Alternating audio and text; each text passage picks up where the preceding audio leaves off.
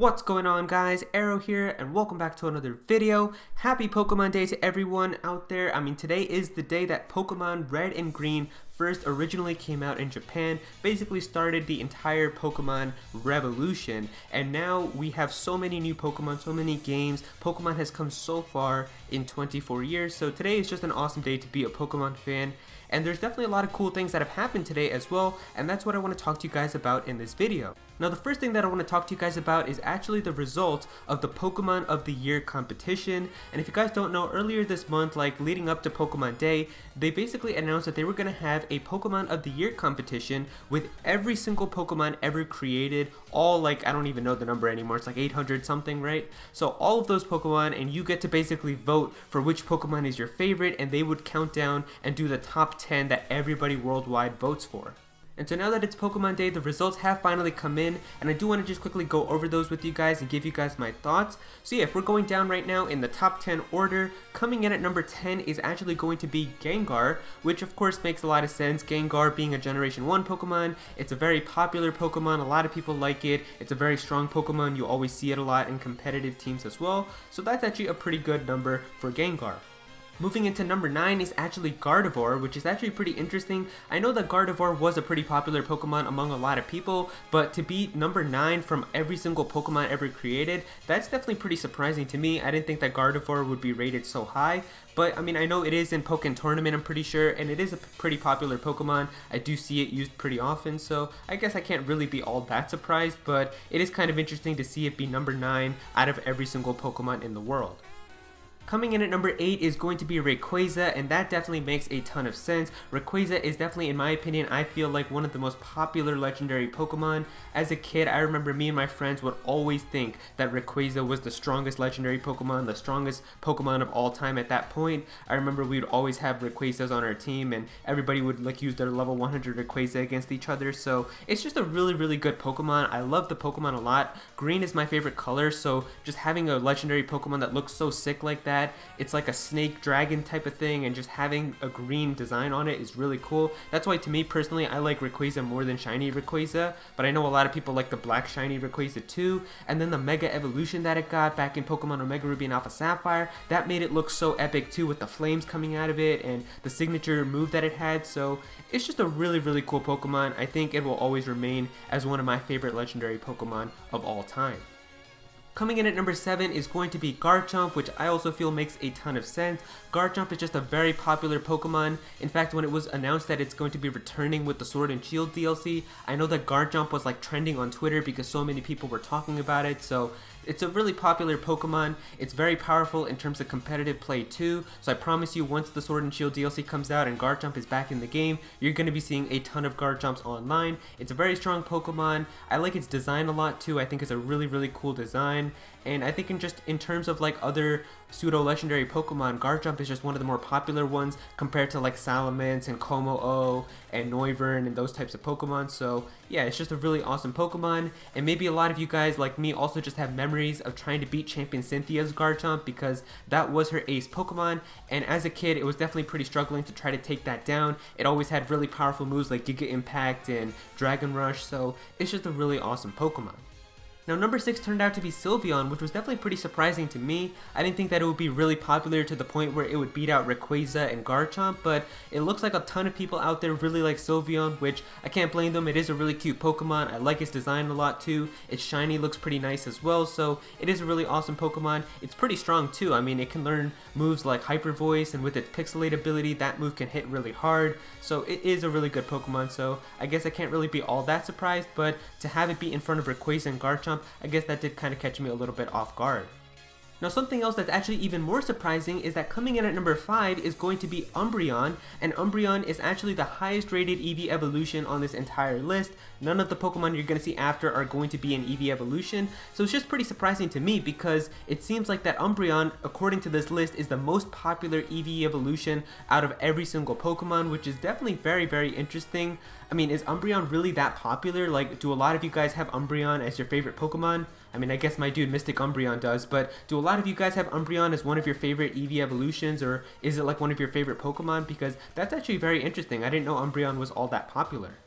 Alright, so moving into number 4 is definitely going to be one of the Pokemon that I think everybody expected to perform really well, and I know a lot of people were upset by that, and that is Charizard. So Charizard, of course, if you guys know, it is my favorite Pokemon of all time, because Charmander was my very first Pokemon that I ever got back when I played Pokemon Red. But yeah, Charizard is just a very popular Pokemon. Ash has his awesome Charizard. It's just a very popular Pokemon. A lot of people really recognize Charizard regardless of being a Pokemon fan. I always like to think to myself that the 3 big pillars in terms of Pokemon to like just casual people who don't know anything about Pokemon are Pikachu, Charizard, and Mewtwo. Those are like the 3 Pokemon that almost everyone is able to recognize. Like if you tell them to name a legendary Pokemon, chances are they'll say Mewtwo. If you tell them to name just any Pokemon, they'll either say Mewtwo or Charizard. Those are just very recognizable.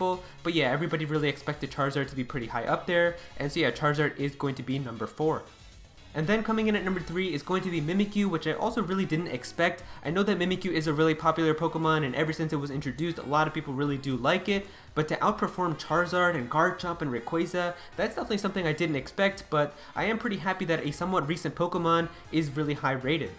Now coming in at number 2 is going to be Lucario, which I'm not really all that surprised by. Lucario is a very, very popular Pokemon. I know it's definitely on my list of my most favorite Pokemon of all time. It's definitely on there somewhere. So Lucario is just a really awesome Pokemon. It's a strong Pokemon. It's got a really awesome Mega Evolution. I know that Cynthia had a Lucario back in Diamond and Pearl. Riley's Lucario was really awesome when you traveled with it inside of the games. So it's just a really cool Pokemon. And finally, the Pokemon of the Year for 2020, coming in at number 1, is going to be Greninja. And I can't really say that I'm all that surprised that Greninja is number 1. Greninja is an extremely popular Pokemon for so many reasons. Number 1 just being how awesome Greninja was in the Kalos anime. I didn't really get to watch all of it, but I know for a fact that that anime was really, really awesome. Everybody just loved how Ash had a super awesome, unique Greninja, and how it was able to transform into this really cool form exclusive to only Ash. On top of that, Greninja is a really strong Pokemon in competitive play because it has an ability called Protean, which is its hidden ability, and what that ability does is whatever move that Greninja uses, it changes its typing to that move. So if it used like U-turn, for example, Greninja would become a bug type, so you always had additional damage, so it was just a really strong Pokemon competitively. And Greninja appears inside of Smash Bros as well as a playable fighter. I know a lot of my friends who main Greninja. It's a pretty strong Pokemon inside of Super Smash Bros, and so there's probably a lot of people out there that are familiar with Greninja from Super Smash Bros as well. And so yeah, that is the list for the top 10 Pokemon of the year for 2020. For the most part, I can definitely say that a lot of the placements for the Pokemon do make a lot of sense, especially for what the Pokemon was. But there's one that really surprised me, which was the fact that Pikachu or Eevee did not appear anywhere inside of this entire list, which I'm actually really surprised by, but I'm actually very grateful that that was the case. It would be pretty upsetting if Pikachu turned out to be like the most popular Pokemon of the year, because it's like, well, Pikachu's the mascot, it's obviously really popular, but I'm really happy that Pikachu did not appear on this list at all. Same thing with Eevee. Eevee is also known as just like being a really popular Pokemon that everybody loves, so I'm happy that those two Pokemon did not appear on this list at all. Now the next thing that I want to talk to you guys about is also another big announcement that happened on Pokemon Day, which was that we finally got the reveal for that brand new mythical Pokemon that was teased earlier in the month. And so here it is, straight from the official Pokemon website, the Mythical Pokemon Zarude discovered. We've confirmed the existence of a new Mythical Pokemon Zarude. This is a Pokemon that can't be found through normal gameplay in the world of Pokemon Sword and Pokemon Shield. So its category is a rogue monkey Pokemon, it's a dark and grass type, and its ability is Leaf Guard. It says here that it's got changing movable vines. It can grow vines from the back of its neck, its wrists, and the soles of its feet at will.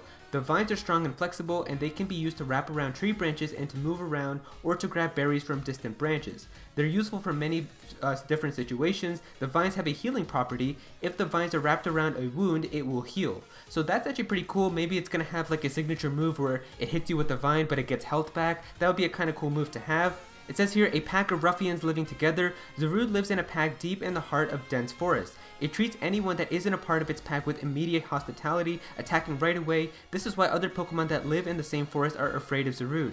When fighting, it swings around using its trees and their branches, attacking relentlessly with the sharp claws and any other means that it has. Its quick wit helps it excel in battles. Now, if you guys want my thoughts about this new mythical Pokemon, I tweeted about it. I said I just saw Zarude, the new mythical Pokemon. Grass Dark typing isn't that good, plus we've seen it on Shiftry. Now, this Pokemon didn't have to have a typing that no one's ever seen before, but I think it would have just been really cool if it ended up getting a typing like Ground and Fairy, or just something really cool that we've never seen. Grass and Dark, like I said, we've already seen it on Shiftry, and the typing itself just isn't that good because Grass and Dark means you're going to be super effective ×4 against Bug-type moves, and one of the most commonly used Bug-type moves in competitive play is U-Turn, which a ton of Pokemon like Dragapult, Inteleon, and Cinderace run. So if you're going to be getting hit with a U-Turn right off the bat, you're going to be taking a ton of damage. The ability also just isn't all that useful. The ability is called Leaf Guard, which protects it from all status conditions, which sounds really cool, except the catch is that you have to be in harsh sunlight within the battle, so you essentially have to run a sun team. You have to have like a Torkoal or a Ninetales to set up the sun, or use Max Flare or something like that. And then also the design is not the best in my opinion. Of course, designs with Pokemon are subjective. Maybe to you this is the best design for a Pokemon that we've ever gotten. Maybe it's your favorite design of all time now, but to me, in my opinion, I just don't like the design all that much. I think that it's a pretty okay design. I don't really hate the design all that much, but I don't love it either. So it's a pretty okay design. And then the last thing is everybody's gonna meme this Pokemon with Darude Sandstorm. I'm sure a lot of you guys know the meme Darude Sandstorm. Whenever anybody asks for a song online, everybody replies with Darude Sandstorm. And if this Pokemon can end up learning Sandstorm, it's a wrap. It's over. Everyone's gonna meme this Pokemon online. I also asked you guys for some of your thoughts on this Pokemon as well, so let's take a look at some of your replies. Apollo Justice here is saying a poor man Shiftry.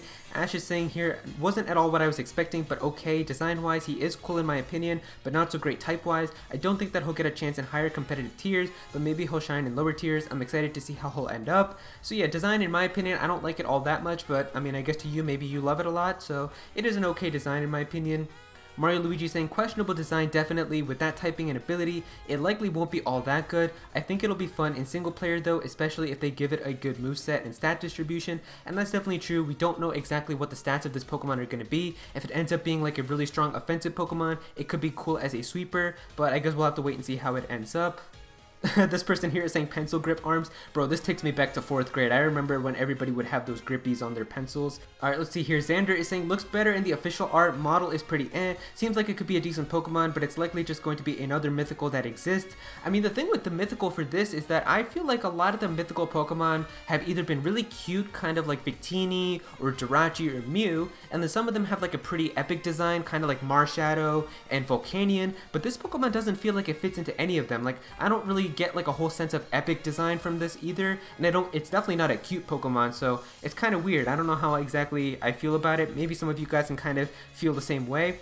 And finally, Alan here is saying, I think it looks pretty cool. Don't battle online, so I'm not really pushed by the moves and abilities, so that's definitely understandable. Like, if you don't play online, if you don't really play competitively or use it in battles, then you pretty much just have to register this and you can get to have it in your Pokedex, and then you're pretty much good to go. But yeah, overall, I think it's a pretty okay Pokemon. I don't hate this Pokemon, but I definitely don't love it either. I think it's like a solid 6 out of 10 for me in terms of this Pokemon. But yeah, let me know what you guys think, and remember, if you guys ever want to be featured in videos like this, then definitely be sure to go and follow me on Twitter at @ActualArrow. And so there you go, guys. That's all the information that came out today. The top 10 Pokemon of the year for 2020, as well as the brand new mythical Pokemon Zarude. If you guys enjoyed this video, then please be sure to click that like button, and also comment down below. Let me know what you guys think of all this. What do you guys think of the top 10 Pokemon of the year? Do you guys agree with some of them? Do you not agree with some of them? What do you think of the new Pokemon Zarude? Definitely be sure to comment down below and let me know. If you're new to this channel, then please be sure to subscribe. I'm definitely going to have some more Pokemon content in the future, so please be sure to subscribe so you don't miss out on that. Click on that bell to become part of the notification squad. Go follow me on Twitter at @ActualArrow so you can be featured in videos. And also join my Discord server as well. We've got a bunch of people in there who are always talking about Pokemon and Smash Bros. And Nintendo, so definitely be sure to join that. And yeah, that's pretty much it. Thank you so much for watching.